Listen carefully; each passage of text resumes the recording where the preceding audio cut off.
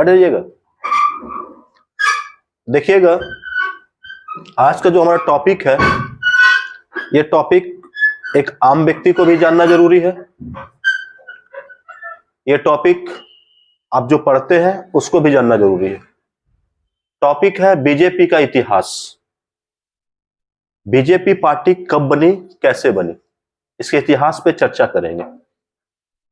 I think आप लोग को, कुछ लोग को थोड़ा बहुत जानकारी होगा इसके बारे में कि बीजेपी कब बनी, कैसे बनी, बीजेपी बनाने में कौन से जो माहौल बने, उस माहौल का क्या प्रभाव पड़ा, और आज कैसे दुनिया की सबसे बड़ी पार्टी, मैं दुनिया की बात कर रहा हूं, दुनिया की सबसे बड़ी पार्टी, अगर मेंबर देखा जाए तो सदस्य 18 करोड़ से ज्यादा मेंबर हैं इसके पार्टी के, रजिस्टर्ड मेंबर।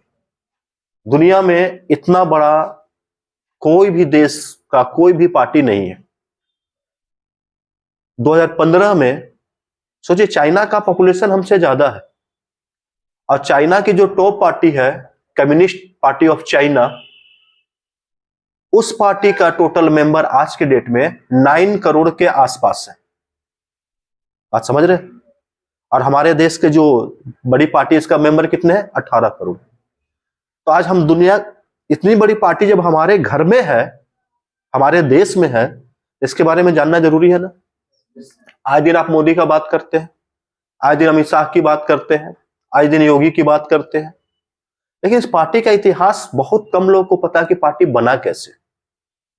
और आप पढ़े लिखे लोग हैं, अगर कोई आपसे बातें करता है कुछ भी, तो क्या आप उसको बताने में भी सक्षम है? नहीं। और यहां से प्रश्न आने के चांसेस भी है। जब इस पार्टी का हम अध्ययन करेंगे तो पार्टी के अध्ययन में बहुत सारी चीजें आएंगी। जैसे टॉप 10 जो आप देखते हैं दुनिया की पार्टियों में, उसमें इंडिया के लगभग 3 पार्टी शामिल है। एक पार्टी बीजेपी, एक पार्टी कांग्रेस, और एक पार्टी आप है। सब अलग अलग क्रम पे है। तो कांग्रेस जो है दुनिया की 5वीं नंबर की पार्टी है। कितने नंबर की पार्टी है? 5वीं नंबर। 1 2 तो हो गया, 3 4 अमेरिका की पार्टी है, 3 और 4 पे, 5 पे फिर कांग्रेस की पार्टी आती है। 1 करोड़ 60 लाख के आसपास उसके रजिस्टर्ड मेंबर है। रजिस्टर्ड की बात कर रहा हूं, उसके आधार पे हम बात कर रहे हैं। तो जो पार्टी है 18 करोड़ के साथ 2015 में ये दुनिया की सबसे टॉप पार्टी बनी। लेकिन ये बनी आज ना। जब किसी चीज की शुरुआत होती है, क्या उसके साथ लोग जुड़े होते हैं? नहीं, समय लगता है, और समय के साथ चीजें बेहतर होती जाती है। ऐसे तो हम बात करते हैं कि इस पार्टी का गठन अटल बिहारी वाजपेयी, अडवाणी द्वारा 1980 के दशक में किया गया, लेकिन इसका इतिहास कुछ और है। अगर हम वहां से नहीं जानेंगे, सिर्फ अटल और अडवाणी को जानेंगे, तो फिर चीजें खराब होगी। इसमें हमें क्या क्या अध्ययन करना है, देखते हैं। कुछ चीजें आपको बोर्ड पे दिख रही होगी। एक आपको अध्ययन करना है इसमें परिचय, जो अभी मैंने आपको परिचय दिया पार्टी का। इसके बाद हमें क्या अध्ययन करना है? इसके इतिहास के बारे में जानकारी लेनी है। जब इतिहास से बाहर निकलेंगे, अटल और अडवाणी के युग के बारे में बातें करेंगे।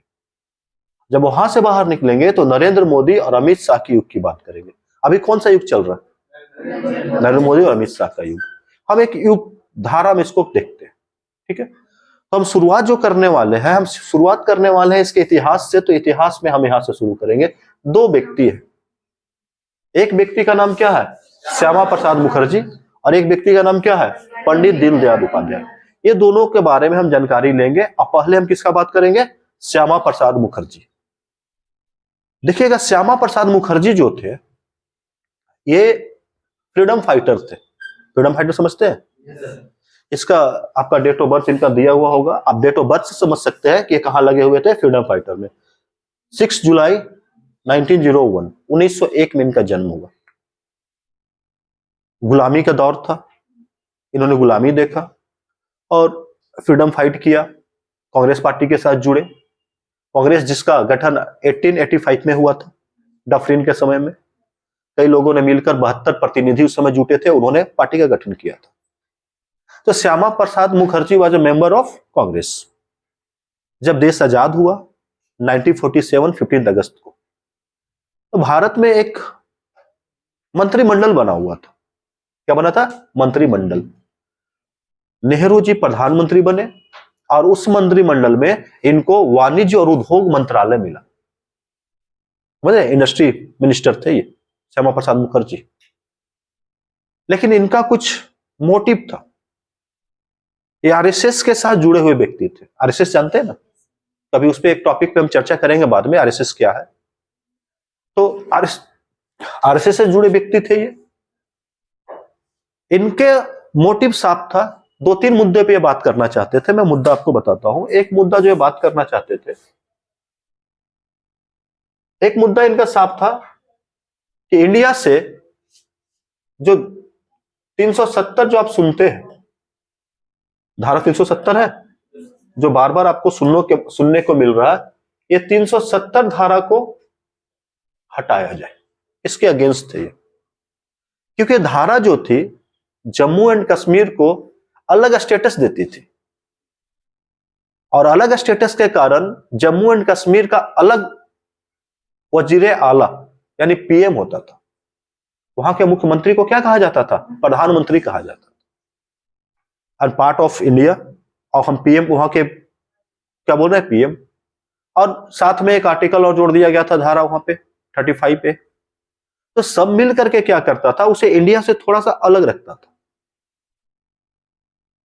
तो ये इसके अगेंस्ट थे कि अगर हमारे देश का पार्ट है तो क्यों उसको अलग रखा जा रहा? पहला सवाल। दूसरा सवाल, जो नेहरू थे, नेहरू का जो विचारधारा था, तो नेहरू जो थे लिबरल किस्म के व्यक्ति थे। हिंदू, मुस्लिम, सिख, ईसाई सबको साथ लेके चलना चाह रहे थे। लिबरल व्यक्ति थे, उदारवादी। इनका कहना था कि आपके लिबरल के कारण, मुस्लिम वोट के लिए तुष्टीकरण के कारण हिंदू की संस्कृति आप खराब कर रहे हैं। सिविल कोड आप ला नहीं रहे। आप पॉलिटी जब पढ़ते हैं, पॉलिटी में आप डीपीएसपी पढ़िएगा पार्ट 4 में, वहां पे सिविल कोड एक देश एक कानून की बात करती है। इसको लाने की बातें हो रही थी। एक देश एक कानून होगा, दैट मीन्स मुसलमानों का जो कानून शरीयत के अनुसार चलता है वो नहीं चलेगा। अगर किसी ने अपनी वाइफ को तलाक दिया, हिंदू हो, मुस्लिम हो, सिख हो, ईसाई हो, सबको समान तरीके से क्या किया जाएगा? ट्रीट किया जाएगा। कानून समान नजरिए से देखेगा। वो आज तक नहीं आ पाया सिविल कोड, अभी भी लागू नहीं हुआ, क्योंकि आज भी मुस्लिम के लिए अलग प्रावधान है।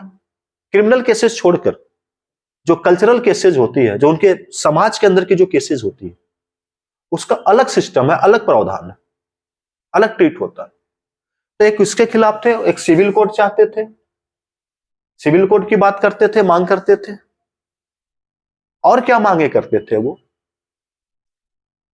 आरएसएस विचारधारा के व्यक्ति थे, समझिएगा, श्यामा प्रसाद मुखर्जी।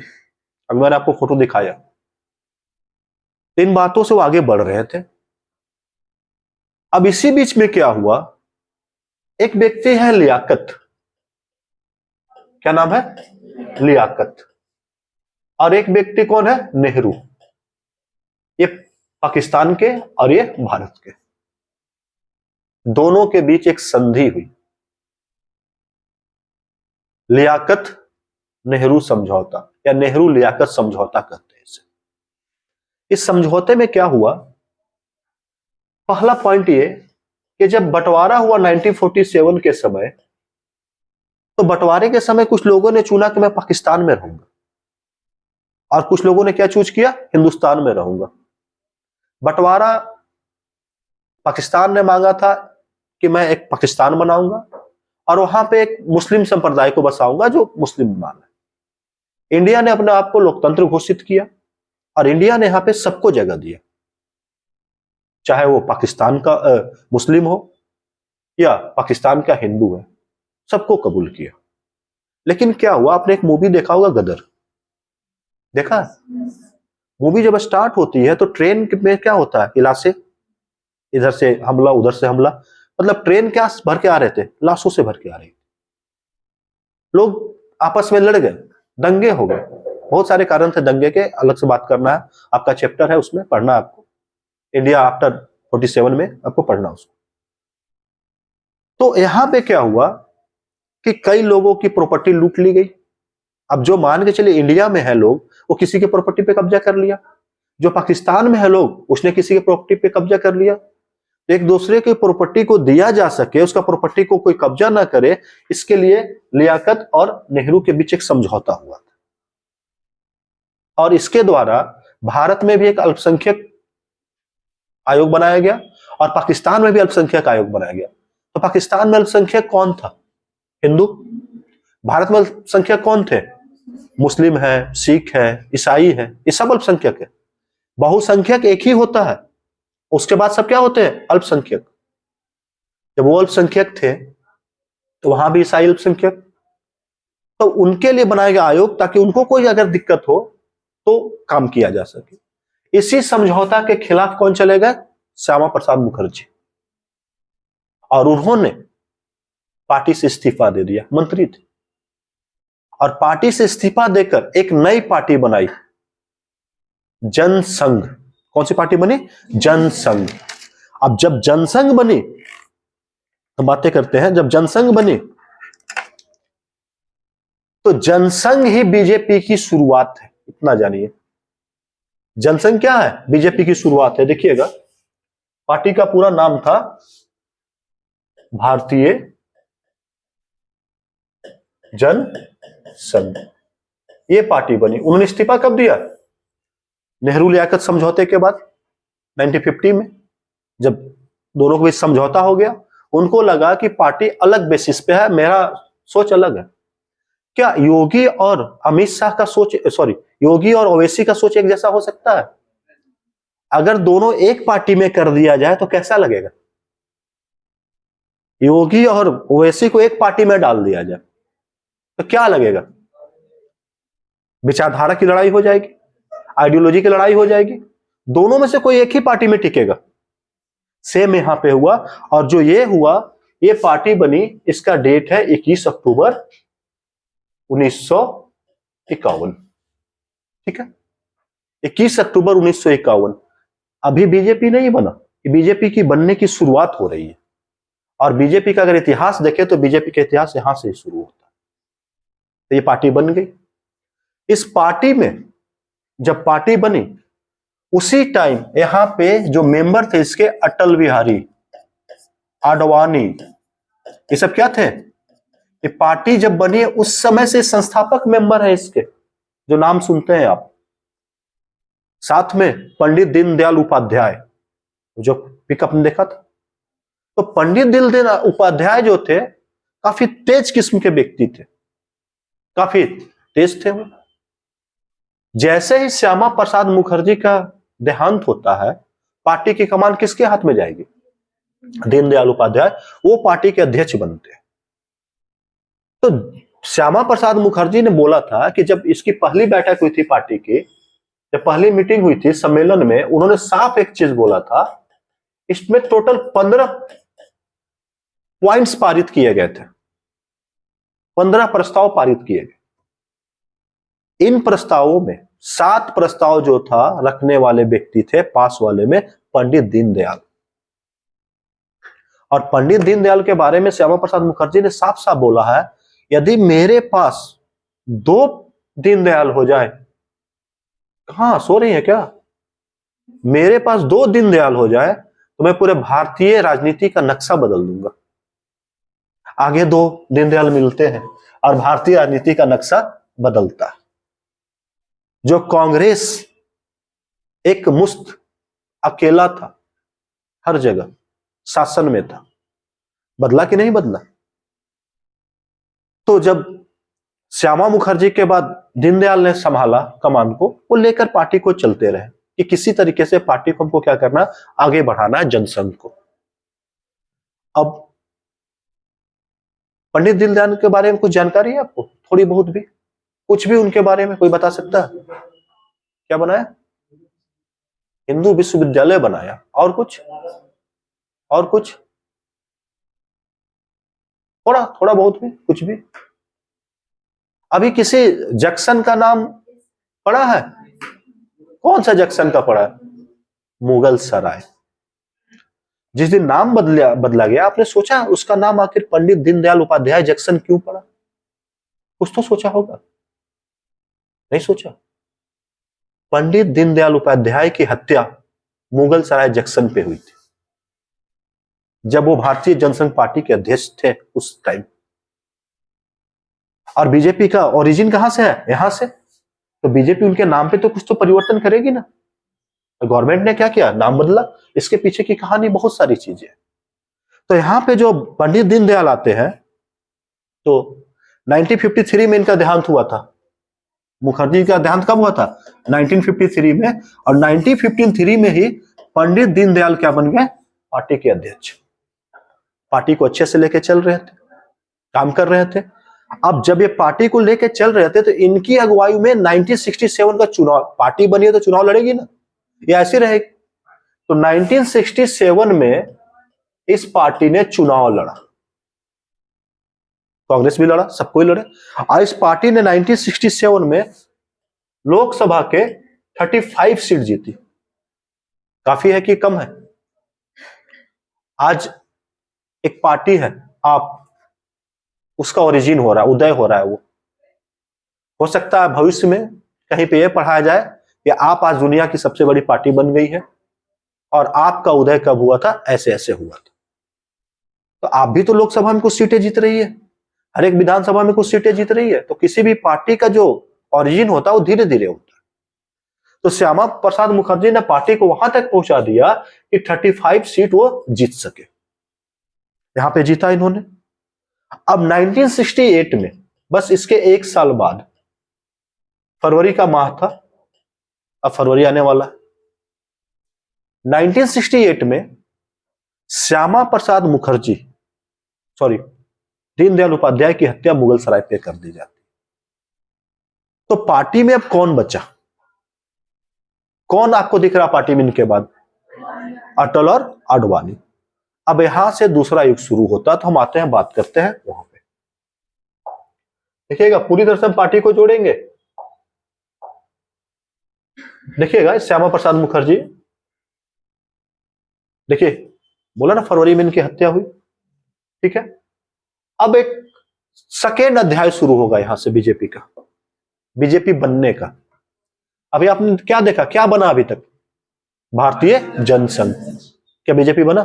नहीं बना। अब एक नया युग आया। ये युग नाम लिया जाता है किसके नाम से? अटल बिहारी वाजपेयी। अटल बिहारी वाजपेयी भारत में 3 बार के प्रधानमंत्री बने। इसमें आपको काफी जीएस मिलेगा। श्यामा प्रसाद मुखर्जी का मिल रहा आपको, किनका मिल रहा आपको? पंडित दीनदयाल उपाध्याय की जीवनी मिल रही है, अटल की जीवनी मिल रही है, आपको आडवाणी की जीवनी मिल रही है, कई लोगों की जीवनी मिलेगी। ये 3 बार के प्रधानमंत्री है। 16 मई 1996 पहली बार ये प्रधानमंत्री बने थे। तो सोचिए, अभी जनसंघ बना है, अभी बीजेपी है भी नहीं।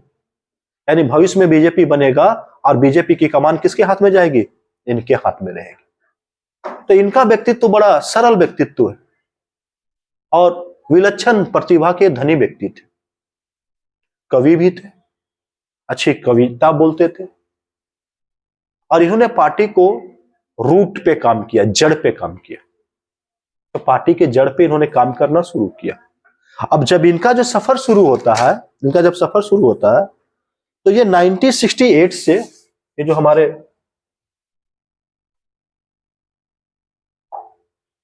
इनके बारे में लिख देता हूं, 1968 से 73 तक ये भारतीय जनसंघ के अध्यक्ष रहे। कब तक रहे? 73 तक। और 73 तक काफी काम किया। 73 के बाद आडवाणी जी को अध्यक्ष बनाया जाता है, कुछ कारण है, बताऊंगा मैं। तो इनके कार्यकाल में बहुत कुछ चल रहे थे चीजें, पार्टी को संभाला इन्होंने, कुछ चीजें और लाई, पार्टी में नई चीजें लाया इन्होंने। गौ हत्या को प्रतिबंधित किया जाए, 370 को तो हटाना था ही। तो इनका विचारधारा वही था, उसी विचारधारा पे चल रहे थे। एक हिंदुत्व विचारधारा चल रहा था। तो देखिएगा कि हिंदू अलग होता है, हिंदुत्व अलग होता है। भारत में पहली बार हिंदुत्व की एजेंडा बनाने वाले व्यक्ति श्यामा प्रसाद मुखर्जी थे। पंडित दीनदयाल बने, उसके बाद कौन बना? अटल बने। आडवाणी ने उसको बहुत बड़े पैमाने पे फैलाया। आडवाणी एक ऐतिहासिक नाम है हिंदुत्व का। लोग बातें नहीं करते, बातें करते लोग योगी और मोदी। उनसे बड़ा हिंदुत्व का एजेंडा आज तक किसी ने नहीं चलाया। हम बातें करेंगे। जब अटल जी का टाइम आया तो चीजें चलती रही अटल जी के समय। अब क्या हुआ? इनका जो उद्देश्य था यूनिफॉर्म सिविल कोड लागू करना, गौहत्या पे प्रतिबंधित करना, तो कई चीजें थी। इसी टाइम में 1975 1975 इंदिरा गांधी का कार्यकाल चल रहा, समझिएगा। 1975 में देश में आपातकाल आती है, इमरजेंसी।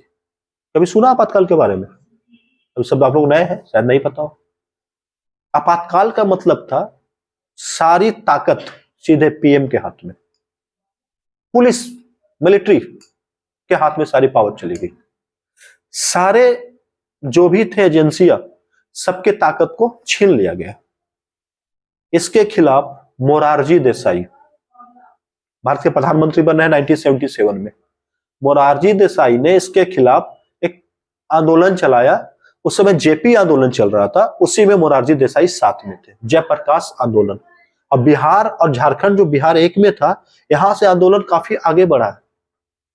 इसी आंदोलन से कई नेता निकले हैं, जैसे लालू यादव, नीतीश कुमार, सब कहां से निकले हैं? उस आंदोलन से 1975 का।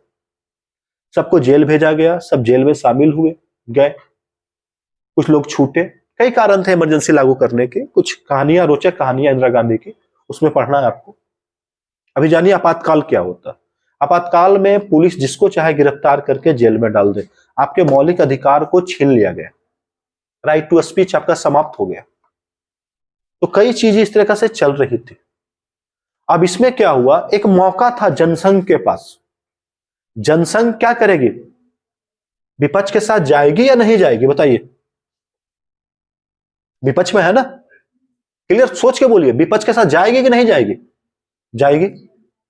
अब यहां पे क्या किया, जब इमरजेंसी को विड्रॉ किया गया तो तीन पार्टियां एक हो गई। बहुत सारी पार्टियां हुई, मेनली तीन पार्टी की हम बात करेंगे। कांग्रेस टूट चुकी थी, कांग्रेस आई और कांग्रेस ओ में। इंदिरा गांधी की जो पार्टी थी इंडियन कांग्रेस थी, कांग्रेस आई। और मोरारजी देसाई की जो पार्टी थी कांग्रेस, वो थी कांग्रेस ओ। तो कांग्रेस ओ, भारतीय जनसंघ और अन्य पार्टियों ने मिलकर एक नई पार्टी को जन्म दिया। अब देखिए, भारतीय जनसंघ पार्टी समाप्त होने जा रही, समझिएगा। भारतीय जनसंघ किसने बनाया? श्यामा प्रसाद मुखर्जी ने। अब 1975 के बाद जो कहानी यहां पे आ रही है, इस कहानी में देखिएगा, इसमें आप लोग देखिएगा, सिंपल सी बात है। कांग्रेस ओ प्लस भारतीय जनसंघ और एक पार्टी थी, मैं ध्यान से निकल रहा मेरा, बातें करूंगा उस पर। और भी पार्टी ने मिलकर के एक पार्टी बनाई जिसका नाम है जनता पार्टी। याद रखिएगा, कौन सी पार्टी बनी? जनता पार्टी। तो यहां पे जनता पार्टी का जन्म हो रहा है। और जब इलेक्शन होता है 1977 वाला, उसमें ये पार्टी क्या करती है? चुनाव लड़ती है। देखते हैं गठबंधन बनता है या गठबंधन नहीं, ये पार्टियां आपस में विलय कर गई, आपस में मर्ज कर गई। अब इलेक्शन हुआ यहां पे इस जनता पार्टी ने भारत में क्या बना लिया? सरकार। और इंदिरा गांधी की सरकार चुनाव हारकर सत्ता से बाहर। ये भारत के इतिहास में एक बहुत बड़ा बदलाव था। इतिहास बदलते रहते हैं। इंदिरा गांधी, जिसको किसी ने सोचा नहीं था कि इलेक्शन हार सकती है, वो कांग्रेस जिसने आजादी की लड़ाई लड़ी, वो कांग्रेस टूटी। कोई टूटता कब? जब विचारधारा नहीं मिलती। आप मान के चलो दोनों फ्रेंड बन गए, तो आप दोनों फ्रेंड कब बनोगे? जब विचारधारा मिलेगी। और आपकी विचारधारा अगर नहीं मिलेगी तो आप फ्रेंड नहीं बनोगे। अगर बन भी गए शुरुआत में, लेकिन ज्यादा दिन तक आपकी फ्रेंडशिप नहीं रह पाएगी। तो ज्यादा दिन तक आपकी फ्रेंडशिप नहीं रह पाएगी। तो यहां पे विचारधारा, ये पार्टियां जब मर्ज हो रही थी, क्या सभी पार्टियों की विचारधारा एक थी? सोच सकते हैं पार्टी की विचारधारा एक थी? नहीं थी। अब विचारधारा एक नहीं थी, जनसंघ के लोग जो थे वो ड्यूल मेंबरशिप रखे हुए थे। ड्यूल मेंबरशिप मतलब दो जगह ज्वाइन किए हुए थे। एक तो जनसंघ जनता पार्टी का तो मेंबरशिप उनको मिल ही गया, और एक उनके पास किसका मेंबरशिप था? आरएसएस का। पार्टी में अंदरूनी बात होने लगी, भाई ड्यूल मेंबरशिप नहीं होना चाहिए। अगर ड्यूल मेंबरशिप होता है तो पार्टी के लिए नुकसानदायक है। क्या भारतीय जनसंघ के जो लोग इसमें जुड़े थे इस बात के लिए राजी होंगे? कभी राजी होंगे? कभी राजी नहीं होंगे। जब ये लोग राजी नहीं होंगे तो पार्टी क्या होगी? इसीलिए दो अलग विचारधारा की पार्टियों का गठबंधन सदैव टूटने के कगार पे होता है। जैसे कई पार्टियां टूटी हैं, मैं बात करूंगा उन पे। तो यहां पे पार्टी अब टूटेगी और इंदिरा गांधी की गवर्नमेंट के खिलाफ ये जुटे थे। बस इनका मकसद ये था कि इंदिरा गांधी को हराना है, हमारा विचारधारा जो भी हो अभी चलेगा काम। भाई इंदिरा गांधी को क्या करना? सत्ता से बेदखल करना। सत्ता से बेदखल होने के कुछ और भी कारण थे इंदिरा गांधी के। इंदिरा गांधी के जो छोटे पुत्र थे उनका नाम था संजय गांधी, राजीव गांधी नहीं, संजय गांधी। वो इंदिरा गांधी के सत्ता में भागीदार थे। उन्होंने कई ऐसे कार्य किए हैं जिनके कारण लोग उनसे दुखी थे। जैसे जनसंख्या अगर बढ़ रहा हो तो कंट्रोल करने का तरीका क्या होगा? कोई कानून लाएंगे ना, या गांव गांव डॉक्टर और एम्बुलेंस भेज भेज कर लोगों को खाट पे सोए हुए हैं उनका नसबंदी कर देंगे? शादी भी नहीं हुआ उसको नसबंदी कर दिए, जिसका एक बच्चा उसको नसबंदी कर दिए। तो लोगों का विचार क्या होगा उनके खिलाफ? क्या वो भविष्य में वो इंसान शादी करेगा? या किसी को पता नसबंदी हो गया तो उससे शादी करेगा? क्या वो पिता बन पाएगा? नहीं। तो ऐसे लोग परेशान हो गए थे और बहुत सारे कारण है। इमरजेंसी में, आपातकाल में एक बड़ा मूवमेंट खड़ा हुआ था, जेपी आंदोलन, जिस कारण उसको सत्ता से बाहर किया गया। और सत्ता से बाहर इसको भापते हुए ये पार्टियां मिल गई थी। इन पार्टियों की विचारधारा एक नहीं थी। विचारधारा क्या थी? अलग अलग आइडियोलॉजी पे काम करते थे। आरएसएस का बात उठा जनता पार्टी में कि ड्यूल सिस्टम पे चलेगा। तो भारतीय जनसंघ के जो मेंबर थे जैसे अटल, आडवाणी, इन लोगों ने साफ कह दिया कि हम इसमें बात पे राजी नहीं है। जब इस बात पे राजी नहीं हुए तो इसमें एक पार्टी थी, पार्टी का नाम मैं भूल रहा हूं बार बार, एक पार्टी थी मैं याद करता हूं, भारतीय लोकदल, याद आया, भारतीय लोकदल। भारतीय लोकदल ने क्या बोला कि अगर ये आरएसएस का मेंबरशिप नहीं छोड़ते तो हम सरकार से बाहर आ जाएंगे। तो भाई सरकार से बाहर आएंगे तो अपने सांसद को लेकर आएंगे, दैट मींस क्या होगी? पार्टी गिर जाएगी। तो मोरारजी सरकार तुरंत गिर गई कुछ ही सालों में। मोरारजी सरकार जब बनी थी, कई संस्था, संविधान में कई परिवर्तन किए।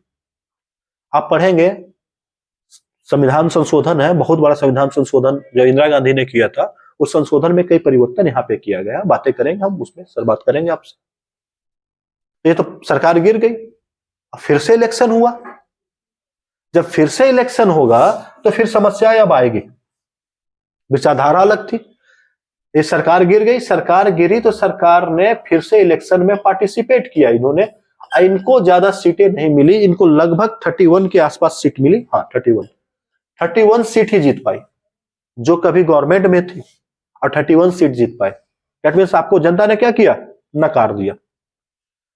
तो भाई अगर किसी को जनता ने नकार दिया तो जनता पार्टी का क्या काम बनता है अब? कि वो मंथन करें किस पे? वो किस पे मंथन करेंगे?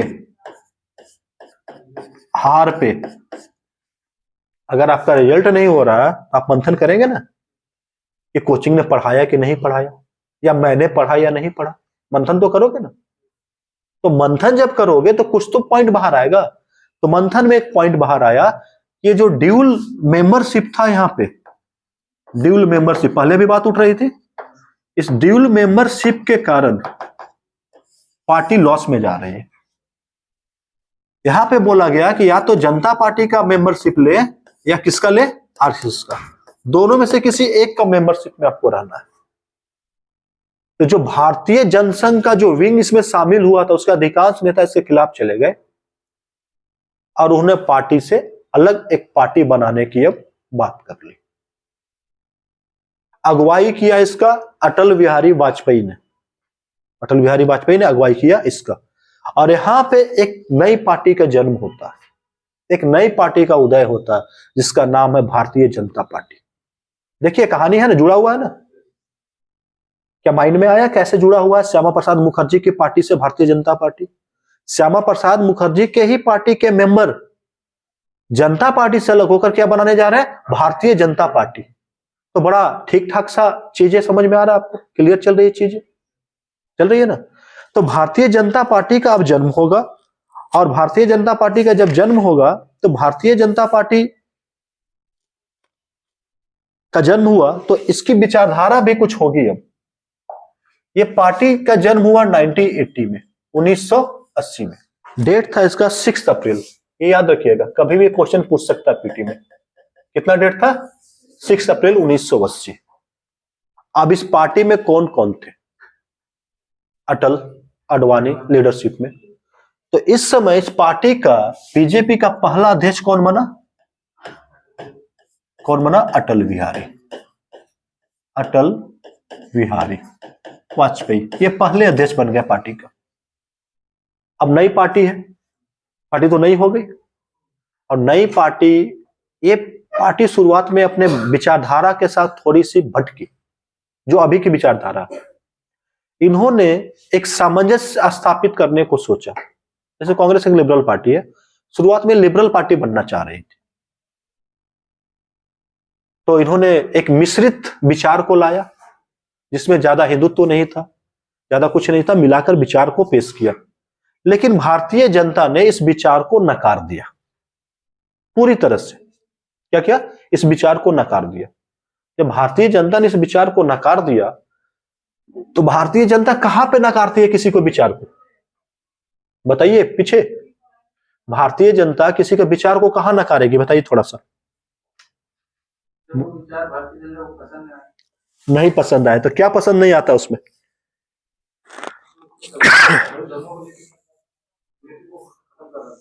अच्छा, और कुछ?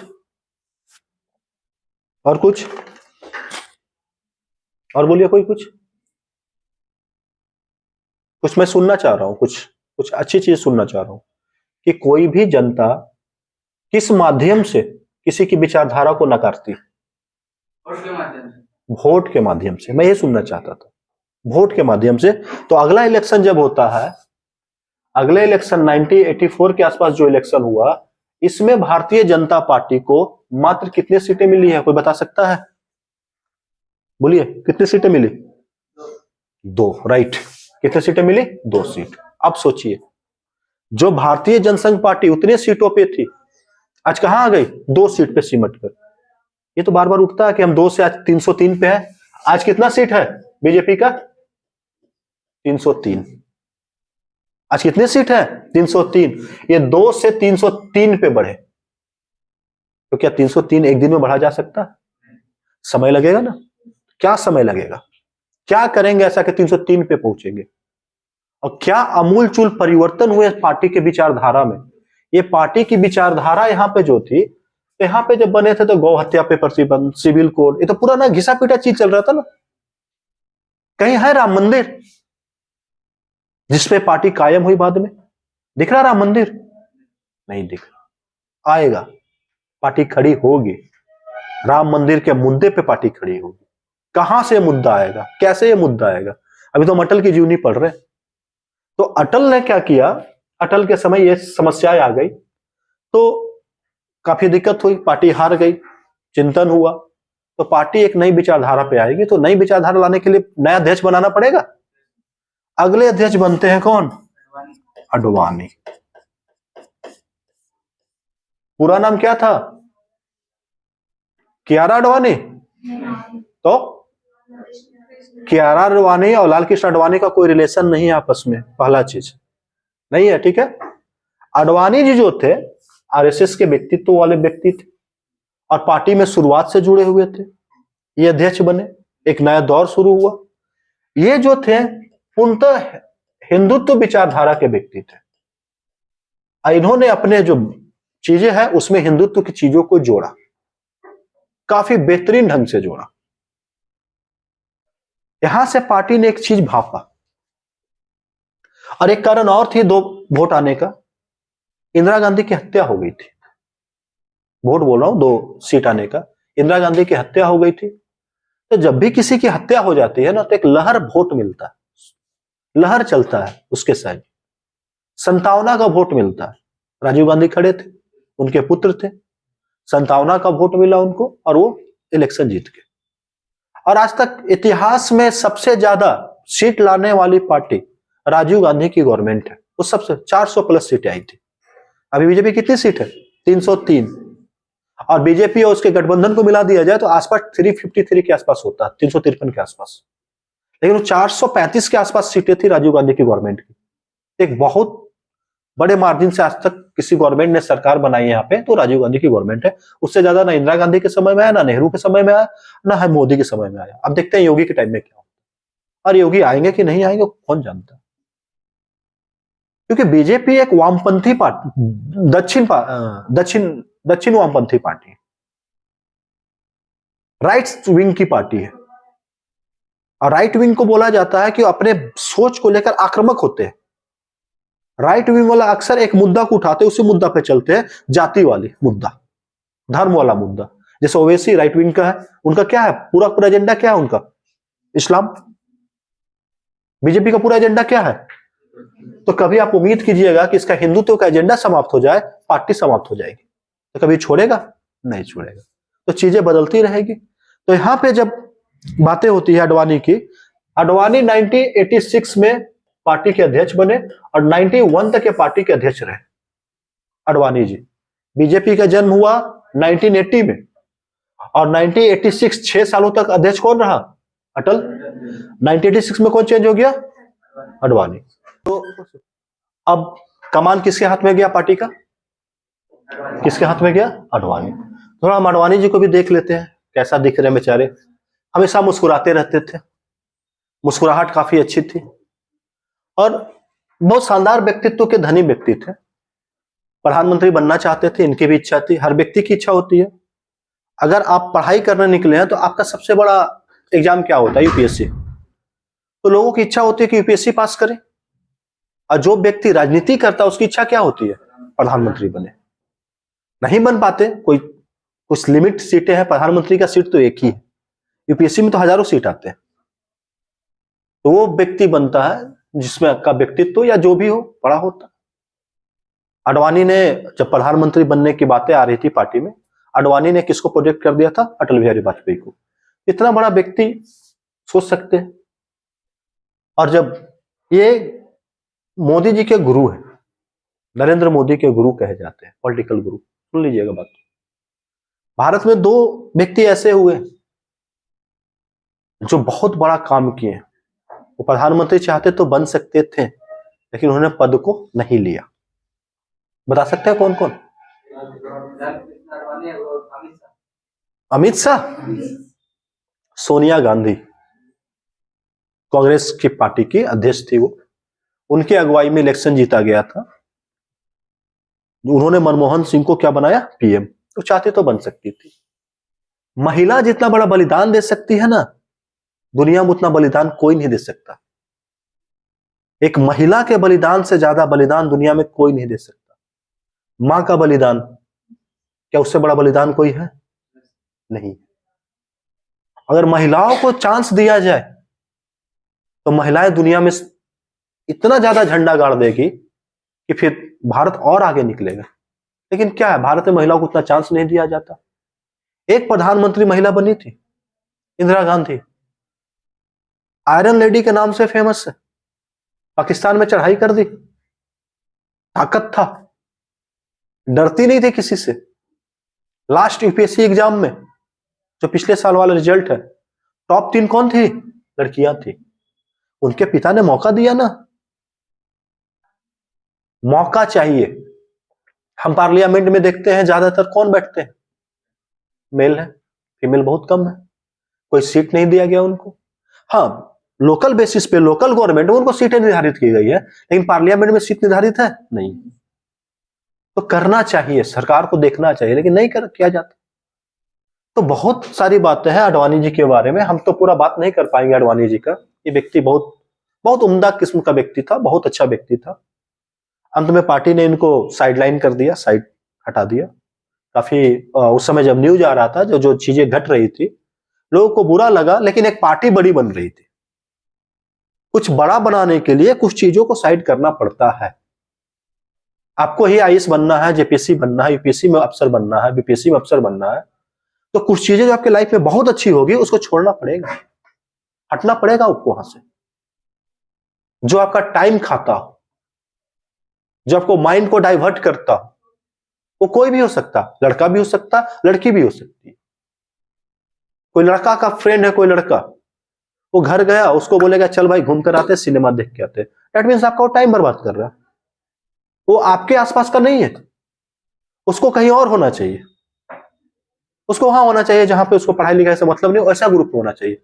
आपका ग्रुप अलग होना चाहिए। सफलता अपने जैसे लोगों के साथ रहने में मिलेगा। अपने जैसे लोगों के साथ आप नहीं रहे ना, तो आपको सफलता नहीं मिलेगा। याद रखिएगा, सफलता आपका एकदम हवा मुड़ जाएगा, बिल्कुल हवा मुड़ जाएगा। तो अपना जो ग्रुप बनाना है, अपना जो चीजें बनानी है, अपने जैसे लोगों के साथ रहिए। अब ये नहीं बोल रहा हूं गर्लफ्रेंड है तो गर्लफ्रेंड छोड़ दो, समझदार बना दीजिए उसको, उस लायक बना दीजिए कि वो आपको सपोर्ट करे। सपोर्ट करे, ये नहीं कि आपका टाइम खा जाए। हर 2 मिनट पे आप पढ़े, 2 लाइन पढ़ाई हुआ, एक मैसेज आ गया, हाउ आर यू सोना, हाउ आर यू बेबी, फिर आपने रिप्लाई किया आई एम फाइन बेबी, फिर चला गया, फिर आया बाबू खाना खाया, फिर हाँ बाबू खा लिया, फिर 10 मिनट बाबू क्या खाया था, आएगा 10 मिनट बाद, आप लिख रहे हैं चिल्ली पनीर, चलो ठीक है। बाबू कोल्ड ड्रिंक लिया था, तो नहीं पानी पिया था। 2 लाइन पढ़ रहे हैं मैसेज, 2 लाइन पढ़ रहे हैं मैसेज, 2 लाइन पढ़ रहे हैं मैसेज। तो ये आपके लाइफ को, एक विद्यार्थी के जीवन को बर्बाद कर देगा। गर्लफ्रेंड रखना है तो कटारिया की गर्लफ्रेंड जैसा रखी, 15 दिन में एक बार बात करती थी, कटारिया ने खुद बोला। यूपीएससी टॉपर बने वो। देखिए, एग्जाम निकालना बड़ी बात नहीं होता, एग्जाम निकालना एक तपस्या है, उस तपस्या के अनुसार आपको चलना पड़ेगा। इन्होंने तपस्या किया, लेकिन इनका तपस्या, पहला बलिदान किया, अटल जी को दे दिया। दूसरी बार मोदी जी आ गए, इनके चेला जी, उनकी अगुवाई में चुनाव लड़ा गया, बीजेपी बड़ा बना। तो बीजेपी अभी 2 सीट पे है। अब 2 सीट से बीजेपी को कहां जाना है, 303 पे। तो कौन ले जाएगा 303 पे बीजेपी को? कौन है वो? क्या मोदी जी आके 303 पे ले जाएंगे? नहीं, बीच के समय के बीच के अंतराल को भरते हुए जाना होगा। अब बुलंदियों पे एक व्यक्ति ने नदी में तैरना शुरू किया और नदी पार करके जो पहाड़ है, पहाड़ के निचले तल से पहाड़ के ऊपर जाना था। श्यामा प्रसाद मुखर्जी ने नदी तय किया, नदी को पार कराया दीनदयाल ने। अटल ने कुछ चढ़ाई चढ़ी, अब उसको आधी चढ़ाई पे कौन ले जाकर पहुंचा देंगे? अडवाणी, आधी चढ़ाई से ऊपर। अब वहां से खींच के किसका काम ले जाना पार्टी को? मोदी जी का। तो ये टीम वर्क है और समय लगा इस टीम वर्क में। सफलता आज बुक पढ़ने से नहीं मिल जाएगा। सफलता के लिए बुक को आपको 1 से 1.5 साल देना पड़ेगा और मेहनत के साथ। ये नहीं कि वहां पे टूटना होगा, अगर बीच में आप टूट गए तो आप बर्बाद हो जाएंगे। कितना 4 दशक की पार्टी है, 80 में बनी, अभी कौन सा टाइम है? 20 उधर और 23 इधर, कितने साल? 43 साल। 43 साल पार्टी का जन्म हुए हुआ और दुनिया की सबसे बड़ी पार्टी बन गई। एक पार्टी 1885 में बनी हुई कांग्रेस, जोड़िए कितने साल हो रहे हैं। अरे 43 साल में टॉप पे क्यों? आइडियोलॉजी, माहौल को समझे, माहौल को भापे और उसके अनुसार काम किया। जनगणना को देखा, पॉपुलेशन को देखा, पॉपुलेशन में मेजोरिटी को देखा, मेजोरिटी के साथ चल रहे। बातें पीछे करना और सामने करना बहुत है। बहुत कुछ बातें हैं जो मैं करना चाहता हूं, कैमरा है नहीं कर पाऊंगा। क्लियर है? कैमरा है नहीं कर पाऊंगा क्योंकि वीडियो जाएगा फिर, इसलिए बातें नहीं कर पाऊंगा कुछ। तो हम जहां पे पढ़ रहे थे, हम वहां पे आते हैं। तो बीजेपी की शुरुआत हो गई 2 सीट के साथ। अब अडवाणी बने 1986 में। तो अडवाणी ने क्या किया, हाँ याद है, अडवाणी 1973 से 77 के आसपास भारतीय जनसंघ के अध्यक्ष भी रहे, बता चुका था। तो अडवाणी जी का बहुत बड़ा योगदान है। अब अडवाणी जब यहां पे बन गए, अडवाणी ने काम किया, अडवाणी ने एक रथ यात्रा शुरू किया। तो पहले हम अडवाणी के रथ यात्रा से पहले कुछ चीजें यहां पे हम समझ लेते हैं। देखिएगा,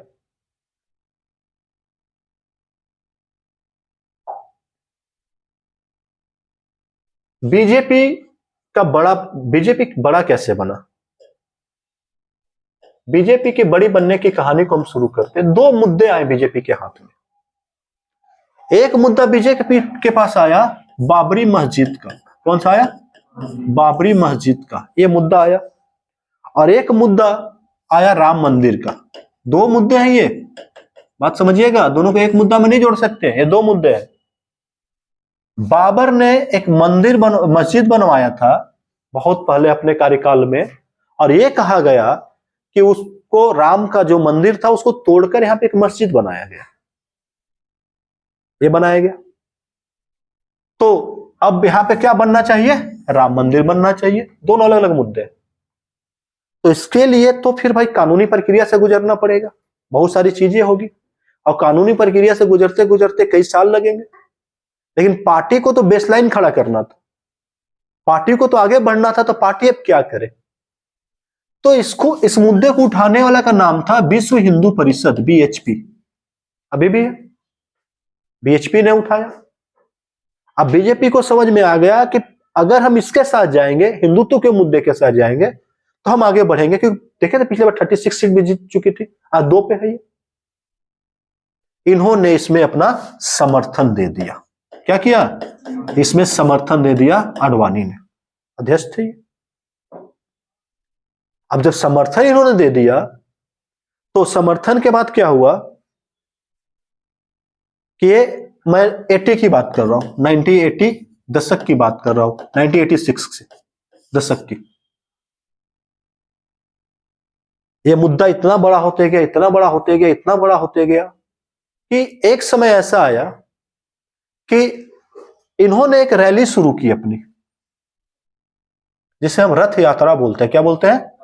रथ यात्रा बोलते हैं। देखिए, दो चीज की बात मैं करूंगा, 2 यात्राओं को मैं यहां पे रखूंगा। एक यात्रा है जिसे हम बोलते हैं, ग्रीन कलर ले लूंगा तो कुछ लोग नाराज हो जाएंगे, रथ यात्रा की बात कर रहा हूं ना। क्या गलत बोला? गलत बोला था क्या? ग्रीन कलर से रथ यात्रा लिख दूंगा तो एक बहुत नाराजगी हो जाती है भाई, बहुत नाराजगी होती है। तो रथ यात्रा जो हुआ, तो रथ यात्रा में एक मंदिर है, मंदिर का नाम क्या है आपका? सोमनाथ। क्या नाम है? सोमनाथ। ये मंदिर कहां पे है? गुजरात। और ये रथ यात्रा आना था कहां तक? अयोध्या तक। एक और एक यात्रा थी जिसे हम बोलते हैं एकता यात्रा। दोनों यात्रा पे अभी बातें करेंगे। ये यात्रा शुरू होनी थी कन्याकुमारी, जो अभी राहुल गांधी की चल रही है, कन्याकुमारी से श्रीनगर चौक तक। और यहां पे तिरंगा फहराना था। क्या फहराना था? तिरंगा। आत्मनिर्भर भारत में तो यही काम चल रहा है ना, यही करना। तो ये चला मुरली मनोहर जोशी जब अध्यक्ष बने थे। 2 चीजों ने कांग्रेस को बुलंदियों पे पहुंचाया। एक का नाम क्या है? रथ यात्रा, और दूसरे का नाम क्या? एकता यात्रा। ये किसके द्वारा? अडवाणी। ये किसके द्वारा? मुरली मनोहर जोशी। और इसमें समर्थन किसको होता था? पार्टी के सर्वोच्च व्यक्ति कौन थे? अध्यक्ष नहीं थे, लेकिन कौन थे? अटल जी, माननीय व्यक्ति थे पार्टी के। अभी सोनिया गांधी अध्यक्ष नहीं है, मल्लिकार्जुन खड़गे अध्यक्ष है कांग्रेस का, लेकिन माननीय कौन है? सोनिया गांधी। वैसे अटल जी माननीय थे, यहां उनके दिशा निर्देश में काम होता था। तो अब क्या हुआ, सोमनाथ से जब यात्रा निकली, तो यात्रा का मकसद था अयोध्या जाना। अयोध्या में क्या है? बाबरी मस्जिद। और यात्रा का मकसद क्या था? राम मंदिर का निर्माण करना। निकली यात्रा, गुजरते गुजरते गुजरते यात्रा पहुंची बिहार। बिहार में उन दोनों एक शासक वर्ग थे जिनका नाम था लालू यादव। तो लालू यादव ने पहले ही बोला था कि वो यात्रा जैसे यहां प्रवेश करेगा तो मेरे राज्य में दंगा भड़क सकता। ये भी बिहार में था जहां हम अभी खड़े। आडवाणी जी को गिरफ्तार कर लिया। किसी स्टेट ने हाथ नहीं लगाया था। किसने हाथ लगाया? लालू यादव ने। और लालू यादव ने उसको गिरफ्तार करवा करके उसको गुजरात डिपोर्ट करा दिया। लालू जी ने बोला है कि वीडियो अवेलेबल है, आप सुनिएगा। बड़ा चला था यात्रा करने, बोले थे बिहार मत आना, गिरफ्तार कर लिए तो उसकी बेटी फोन कर रही थी, बोले बेटी चिंता मत करो, तुम्हारे पापा को बड़े रिस्पेक्ट के साथ भेज रहे। तो लालू जी तो बोलचाल में थे, लेकिन लालू जी का जो पार्टी था, लालू जी किधर कौन से विचारधारा के? लेफ्ट विंग के विचारधारा के। लेफ्ट विंग का मतलब होता है सारे जाति धर्म को लेके चलना चाहते हैं, किसी एक जाति एक धर्म पे काम नहीं करना चाहते। और राइट विंग वाले स्पेशली एक धर्म को लेके चलते हैं। तो आप यहां से अंदाजा लगा सकते हैं कि लेफ्ट विचारधारा में कौन सी पार्टी है और राइट विचारधारा में कौन सी पार्टी है। ओवैसी कहां आएंगे? राइट। बीजेपी कहां आएगी? राइट। कांग्रेस कहां आएगी? लेफ्ट। लेकिन लेफ्ट में सेंटर के आसपास बातें करेंगे, उस पर हम कभी बात में खुल के बातें करेंगे कौन सी पार्टी विचारधारा में है। तो यहां पे यात्रा शुरू हुआ। इस यात्रा को भरपूर सपोर्ट मिला। क्या मिला? भरपूर सपोर्ट मिला। आडवाणी जी तो गिरफ्तार हो गए। अब ये यात्रा जब शुरू हुआ था, ये यात्रा शुरू हुई थी इनकी सितंबर 1990। देखिए एक डेट आ रहा है बहुत जल्द, 1990 में हम पहुंच गए। एक डेट आने वाला है 1992 6 दिसंबर, एक डेट आने वाला है। ठीक है, यात्रा शुरू हुई। अब यहां से क्या होता है, एक फेमस हिस्टोरियन है, फेमस हिस्टोरियन रामचंद्र गुहा, नाम सुने आप लोग? इतने बड़े इतिहासकार रामचंद्र गुहा का नाम नहीं सुने हैं? देखिए उन्होंने क्या बोला, रथ यात्रा प्रतिबिंब थी हिंदुत्व की। रथ यात्रा प्रतिबिंब थी हिंदुत्व की, हिंदुत्व के पुरुषार्थ की। हिस्टोरियन ने बात रखी। तो पुरुषार्थ का मतलब क्या हुआ? पुरुषार्थ का मतलब यही होता है पुरुषों की आन बान शान। अगर कोई चीज ठान लिए, आपके अंदर पुरुषार्थ है, उस काम को करके रहना है। तो रामचंद्र गुहा ने लिखा इस बात को। अब आगे क्या हुआ, बिहार, पूरे भारत में सपोर्ट मिला, बिहार में गिरफ्तार कर लिया गया उनको। लेकिन इस समय थोड़ी सी बात करना जरूरी है हमें। यहां पे सरकार थी यूपी में किसकी? मुलायम सिंह, अभी जिनका हाल में देहांत हुआ है, मुख्यमंत्री थे उस समय ये यूपी के। आडवाणी जी को गिरफ्तार कर लिया गया, लेकिन बाकी बात क्या हुए, बहुत सारे लोग अयोध्या पहुंच गए। जब बहुत सारे लोग अयोध्या पहुंच गए, इस समय भारत में सरकार थी बीपी सिंह की, और बीच में एक इलेक्शन हुआ था, उस इलेक्शन में कुछ सीटें उनको मिली थी बीजेपी को, तो बीजेपी ने भी सरकार में बहुमत दिया हुआ था। ठीक है, कुछ पार्ट था, दिया हुआ था बहुमत। 89 के आसपास जो इलेक्शन हुआ था उसमें बहुमत मिला हुआ था उनको, बीपी सिंह को। अब बीपी सिंह की सरकार केंद्र में किसके सपोर्ट से चल रही थी? बीजेपी के सपोर्ट से। लेकिन यूपी में किसकी सरकार थी? मुलायम जी। अब लोग वहां पहुंच गए। मुलायम सिंह यादव ने खबर किया केंद्र को, पैरामिलिट्री फोर्सेज वहां पे खड़ी की गई।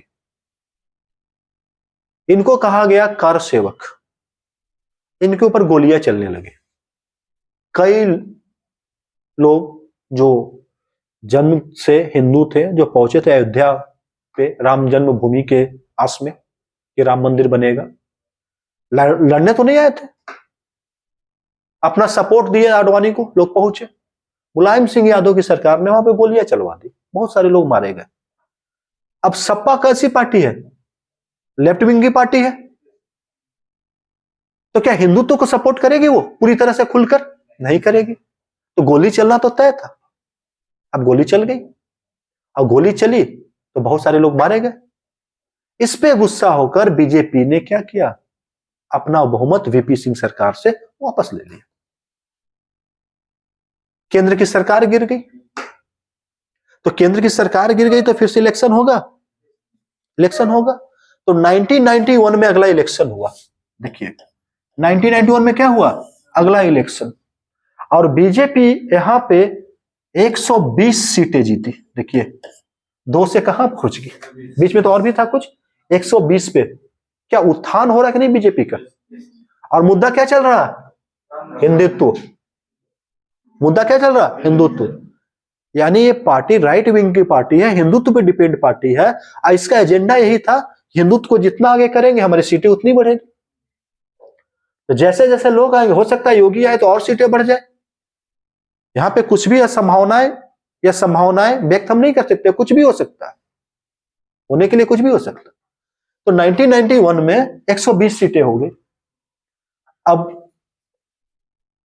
एकता यात्रा भी शुरू हो चुका इसी टाइम 1991 में। मुरली मनोहर जोशी को अध्यक्ष बनाया गया बीजेपी पार्टी का। उन्होंने श्रीनगर में का जो लाल चौक है, यहां पे तिरंगा फहराने की बात की। तिरंगा मतलब समझ रहे, भारतीयता को दर्शाना था, दिखाना था कि वी आर इंडियन, और हम एक इंडियन पार्टी है जो भारत को एक बांध कर रखना चाहते हैं हिंदुत्व के साथ और प्लस पूरे नेशनलिटी के साथ। इसने भी काफी अच्छा वर्क किया। इस समय जो भारत में सरकार बनी थी, उस सरकार थी पीवी नरसिम्हा राव की। किसकी सरकार थी, पीवी नरसिम्हा राव। ये वही टाइम है जब भारत में उदारीकरण का टाइम स्टार्ट हुआ,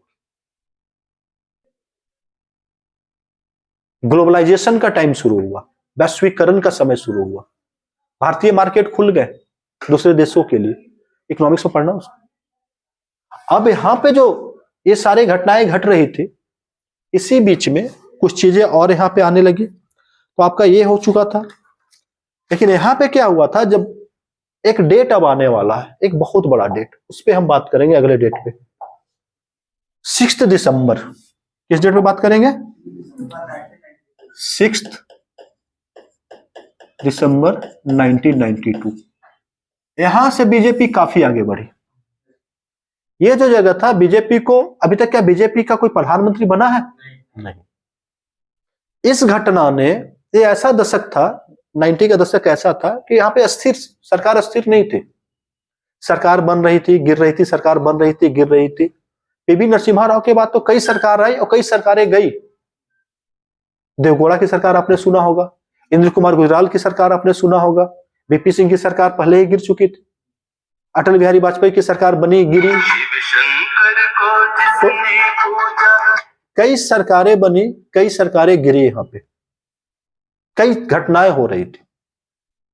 इसी बीच में 6 दिसंबर को आह्वान किया गया था बीएचपी की तरफ से कि लोग अयोध्या चले, रैली है। तो लोग पहुंचे, राम मंदिर मुद्दा था। अब यहां पे सबसे बड़ा चीज, इस समय तक यूपी में जो गवर्नमेंट थी वो बीजेपी की गवर्नमेंट बन चुकी थी। इसके सीएम कौन थे, कल्याण सिंह। देखिएगा परिदृश्य बदल चुका था, स्टेट में गवर्नमेंट चेंज हो चुकी थी, और सेंटर में गवर्नमेंट कौन था, कांग्रेस, और कौन था, पीवी नरसिम्हा राव। देखिएगा यूपी और अयोध्या कहां पे है। अब देखिएगा क्या कहानी है।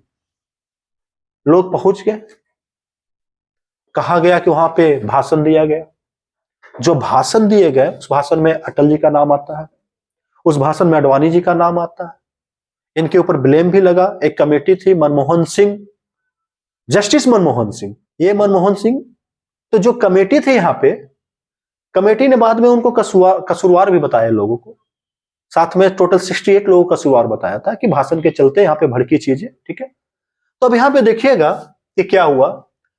6 दिसंबर को लोग जब पहुंचे, एक पिक मैं आपको दिखाऊंगा, बड़ा अच्छा पिक है यहाँ पे, देखिएगा।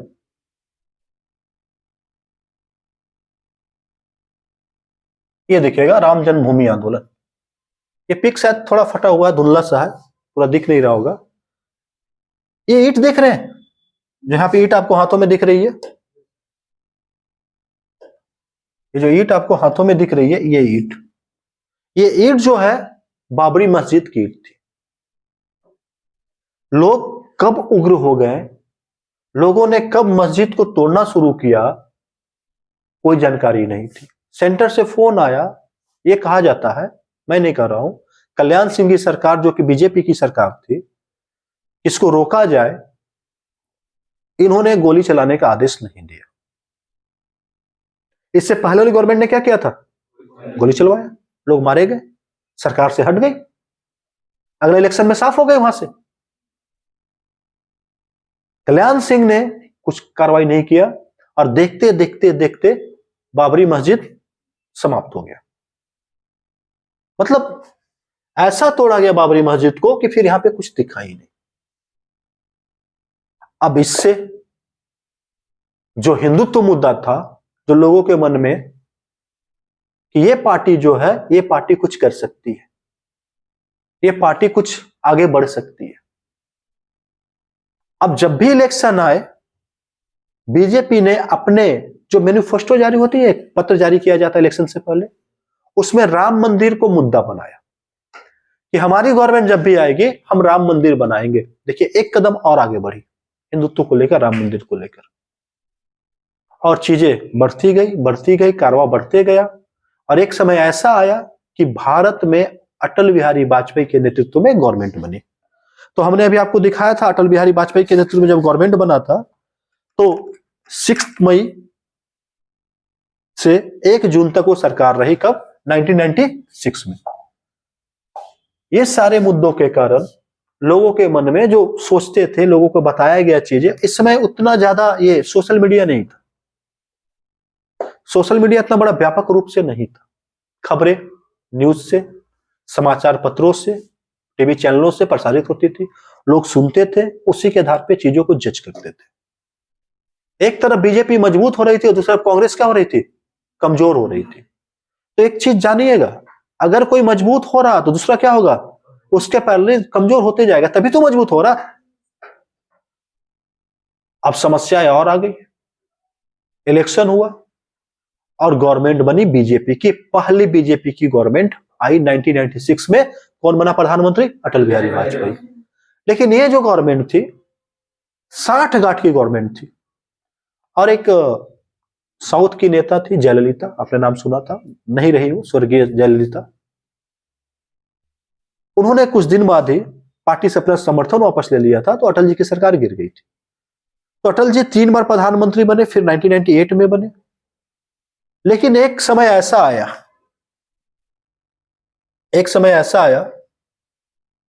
मैं बात कर रहा हूं 1998 की, जब इलेक्शन हुए, इस समय जब इलेक्शन हुआ,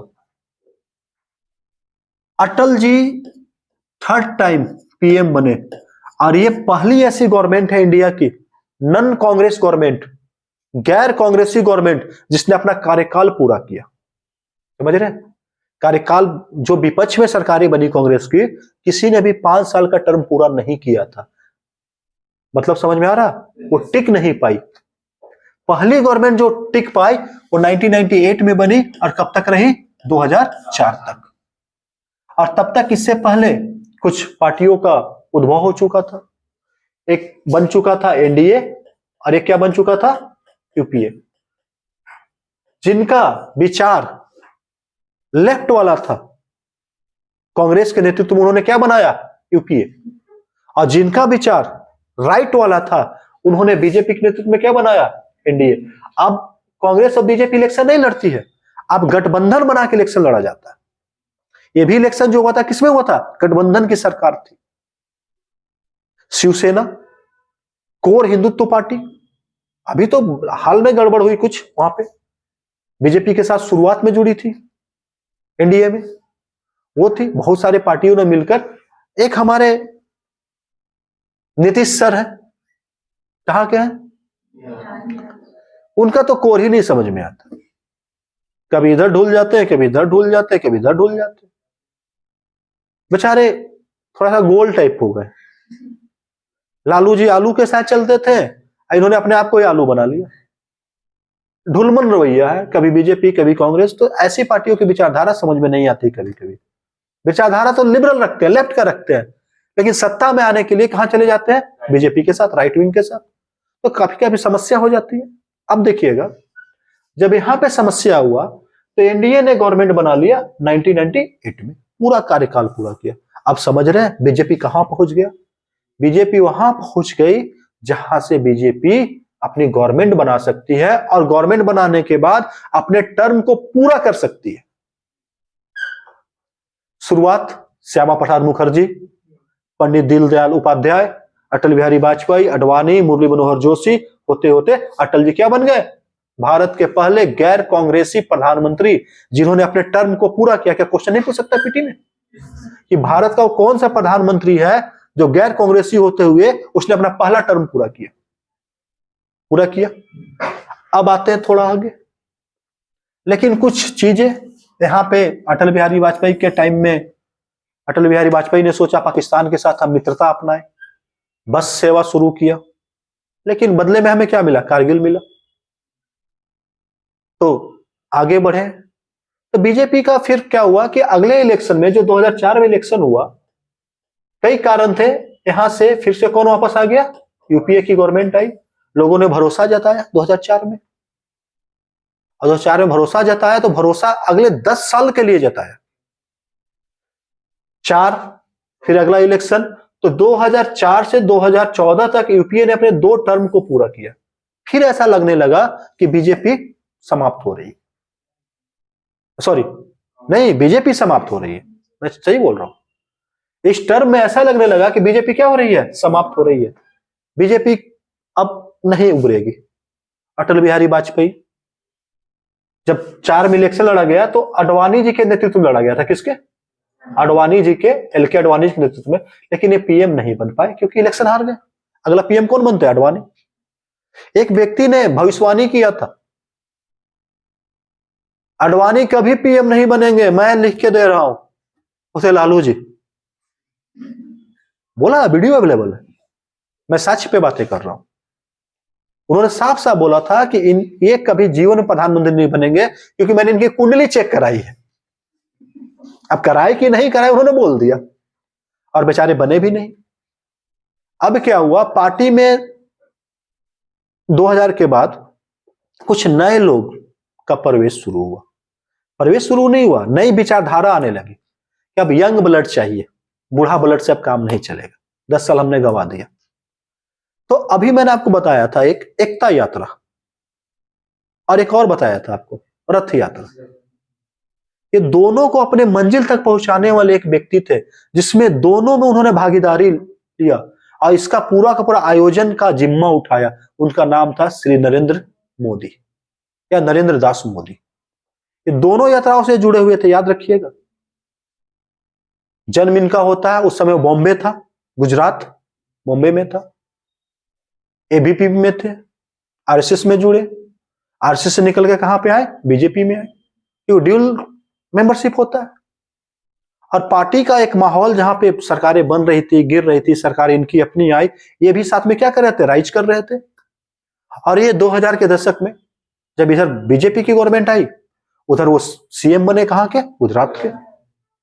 गुजरात में ये 1992 के बाद गुजरात अयोध्या में एक यज्ञ का आयोजन हुआ था। यज्ञ में भाग लेने के लिए कार सेवक लोग गए हुए थे, बहुत जगह से, अहमदाबाद से, बहुत जगह से गए थे। जब वो ट्रेन वापस जा रही थी तो गोधरा है, गोधरा में बोगी S5 और S6 की बातें आती है। कौन सी? S5 और S6, इसके इर्द गिर्द घूमती है पूरी कार्रवाई। पहले 2000 मुस्लिम लोगों ने उस ट्रेन को घेरा, घेर कर पथराव किया। लोगों ने अपने शीशा बंद कर लिया, या जो भी होता ट्रेन का, जो खिड़की, गेट लॉक कर लिया। तो ट्रेन में पेट्रोल या किरोसिन तेल, किसी भी ज्वलनशील पदार्थ का छिड़काव कर उस बोगी को जला दिया गया। और इत्तेफाक से वो जो कार सेवक थे या जो लोग लौट के आ रहे थे, वो S5 S6 में ही थे। इत्तेफाक बोले या षड्यंत्र बोले, चाहे जो बोल सकते। जब लोग मारे गए, उनकी लाशों को बीएचपी ले गई, शहर से लाशों को निकाला गया बीच से। एसआईटी की रिपोर्ट है ये, गुजरात में जो सरकार ने गठित किया था, केंद्र ने, एसआईटी, उसकी रिपोर्ट में मैं बात कर रहा हूं। अब वो देख करके पूरा भीड़ अनियंत्रित होने लगी, और जब भीड़ अनियंत्रित हुई तो दंगे छिड़ गए। हर मुस्लिम बहुल इलाकों में भीड़ ने अपना क्या किया? लोगों को मारना शुरू किया दोनों तरफ से। एसआईटी रिपोर्ट बोलती है 900 प्लस मुस्लिम मरे और 250 प्लस हिंदू मरे। ये एक आंकड़ा है, मैं पूरा डिटेल आंकड़ा मुझे याद नहीं है, जो है सो। अब इसमें तो एक जगह ऐसा था जहां पे कांग्रेस के सांसद थे, लोग उनकी मदद मांगने पहुंचे, मुस्लिम थे, वो भी पुलिस को फोन किए, लिखा हुआ, पुलिस नहीं आई। उनकी पत्नी ये बातें करती है, सांसद की पत्नी जिंदा, उस सांसद को भी जिंदा जला दिया गया, मार दिया गया, जैसे भी हो मार दिया गया। तो सांसद तक मरे हैं उस राइट्स में। राइट्स किसी का नहीं होता, दंगा किसी का नहीं होता। दंगा में हमेशा बेगुनाह लोग मरते हैं। घरों में कोई घुस के आया, मार दिया, मरने के बाद पता चलता है ना कि लोग मारे गए। दंगा 1947 में भी देश ने झेला, 2002 में भी झेला। रिपोर्ट में कहा जाता है कि मोदी जी ने या कांग्रेस के कुछ लोगों ने कुछ तहलका, एक पत्रिका थी जिसने कुछ चीजें लीक की थी, जिसमें कहा जाता था कि गवर्नमेंट ने इसमें हस्तक्षेप नहीं किया। तो हमें उस मुद्दे पे नहीं जाना क्या किया नहीं किया, वो एसआईटी की जांच की रिपोर्ट की बात है। और दूसरी चीज है, हम उस समय बोलेंगे तो समस्याएं चीजें हैं, और जो भी रहा होगा ना मैंने देखा ना आपने देखा, हमें तो गवर्नमेंट की रिपोर्ट पे हम बात कर सकते हैं ना। तो वहां से देश में एक फिर से लहर दौड़ी, एक नाम उभरा, वो नाम था नरेंद्र मोदी। क्योंकि थोड़ा ज्यादा राइट विंग के नेता दिखे, किससे? अडवाणी से और अटल से ज्यादा हिंदुत्व इनके अंदर दिखा इस घटना से। तो डिमांड था ज्यादा हिंदुत्व का। अब इधर पार्टी हार रही थी, नया चेहरा का मांग हो रहा था, तो कई चेहरे नजर आ रहे थे उस समय। शिवराज सिंह चौहान एमपी के, आपका मोदी जी। लास्ट में एक चेहरा फाइनल होता है 2014 से पहले, किसका? नरेंद्र मोदी का। और नरेंद्र मोदी का चेहरा फाइनल हुआ, और उसी समय कांग्रेस के ऊपर कई भ्रष्टाचार के आरोप लगे थे, जैसे कोयला घोटाला, कॉमनवेल्थ घोटाला, साथ में आपका एक और भ्रष्टाचार का था 2G स्पेक्ट्रम घोटाला। बाद में हालांकि क्या कहें, तीनों घोटाले कोर्ट ने बोला कि कोई घोटाला ही नहीं था। हाँ, कॉमनवेल्थ घोटाला में सुरेश कलमाडी को सजा हुई, बाकी दोनों घोटाला नहीं था। कुछ बातें थी, बातें करेंगे उस बात। और आंदोलन शुरू हुए, अन्ना हजारे मूवमेंट जिसमें अरविंद केजरीवाल थे, रामदेव बाबा मूवमेंट, काला धन वापस लाओ, और कई बातें आई, 15 लाख रुपए देंगे, ये जो भी चीजें थी।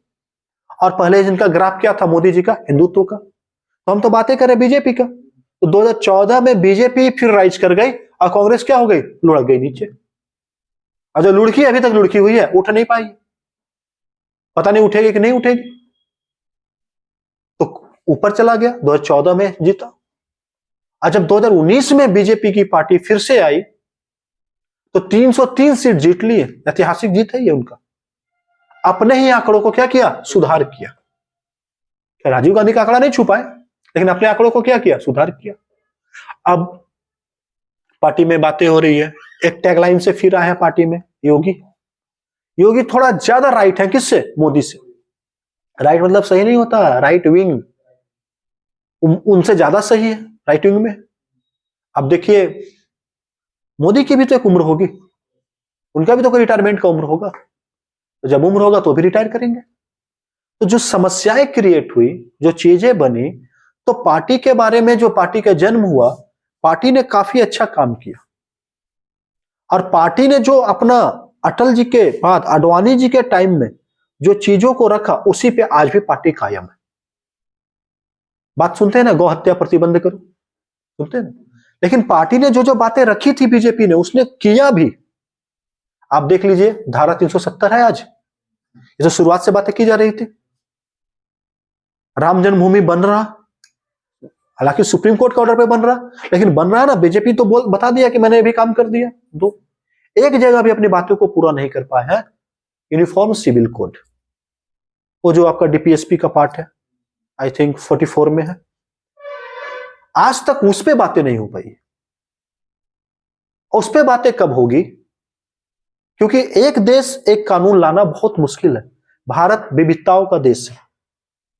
कुछ लोग शरीयत के अनुसार कानून को मानते हैं, क्योंकि जब हिंदू मैरिज एक्ट आया था, तो यह भी कहा गया था, श्यामा प्रसाद मुखर्जी ने बोला था, हिंदू मैरिज एक्ट क्यों? मैरिज एक्ट लाइए, सभी के लिए हो। क्यों अलग अलग मैरिज एक्ट हो? एक मरीज एक्ट, एक देश एक मरीज एक्ट आज होता ना, एक व्यक्ति एक राशन कार्ड, एक व्यक्ति एक देश, एक व्यक्ति एक पहचान, है ना सब। तो यहां पे एक क्यों नहीं हो सकता भविष्य में इन चीजों की मांग को देखते हुए। देखिए हालांकि धीरे धीरे बीजेपी उसमें सुधार कर रही है, जो उसका मैनिफेस्टो है 3 तलाक लाया, उसको लाया क्या, उसको कानूनी रूप से अवैध घोषित कर दिया, जो वो काम करेगा उसको सजा मिलेगा। तो डायरेक्ट उसने यूनिफॉर्म सिविल कोड में प्रहार नहीं किया, बट क्या किया, धीरे से जा रही है। सुप्रीम कोर्ट का ऑर्डर था कि हज में जो पैसे दिए जाते हैं यात्रा के लिए, इस्लाम भी बोलता है कि दूसरे के पैसे से हज नहीं किया जाता, तो फिर क्यों पैसे दे रहे हैं। तो सुप्रीम कोर्ट ने बोला धीरे धीरे इसको बंद करना। कांग्रेस गवर्नमेंट बंद नहीं कर पाई थी, बीजेपी गवर्नमेंट ने पूरी तरह से हज यात्रा में जो भी पैसे दिए जाते थे बंद कर दिया। तो बीजेपी मींस एक कोर हिंदुत्ववादी पार्टी जिसका यही सोच है, कि हिंदुत्व मुद्दे पर राजनीति किया जाए। क्योंकि हिंदुत्व क्या है, हिंदू क्या है, बहुसंख्यक है, और बहुसंख्यक होंगे तो बहुसंख्यक वोटर मिलेंगे। और कांग्रेस एक लिबरल पार्टी है, मैनेज करके चलना चाहती है। इनका पहला काम क्या है, और इनके कार्यकाल की बातें अलग से करेंगे कि इन्होंने कार्यकाल में क्या क्या काम किया, कौन कौन सी चीजें लाई, कौन सी स्कीम आई, कौन सी योजनाएं आई, किन योजनाओं पे कितना काम किया। हमें ये नहीं पढ़ना है, हमें सिर्फ बीजेपी का ओरिजिन पढ़ना था। तो बीजेपी का ओरिजिन जो हुआ, वो करने वाले व्यक्ति जो थे ये थे। कहीं ना कहीं इनके भारतीय जनसंघ से ही बीजेपी का जन्म हुआ। बाद फिर किसने संभाला था, दीनदयाल उपाध्याय ने। इनकी हत्या मुगलसराय स्टेशन पे कर दी गई थी। फिर किसने, कौन आया, अटल बिहारी वाजपेयी आए। फिर कौन आया, लाल कृष्ण आडवाणी जी संभाले मोर्चा को। यहां पे पार्टी सबसे ज्यादा राइज की है ना। आगे देखिए, फिर कमल तो देख ही रहे, इस घटना ने बीजेपी को और आगे बढ़ाया। अब मोदी जी ने इसको उस मुकाम पे पहुंचाया जहां पे पार्टी नहीं थी। 303 सीट ला देना अपने आप में क्या है, बहुत बड़ी बात होती है। तो बीजेपी का आज हमारा यहाँ पे यही लेक्चर समाप्त करते हैं, ठीक है। अब बाकी बात हम आगे जो भी नीति आएगी हम बात करेंगे, कांग्रेस के बारे में बात करेंगे, आपको पढ़ना है, ठीक है, पूरी तरीके से। चलिए, थैंक्स।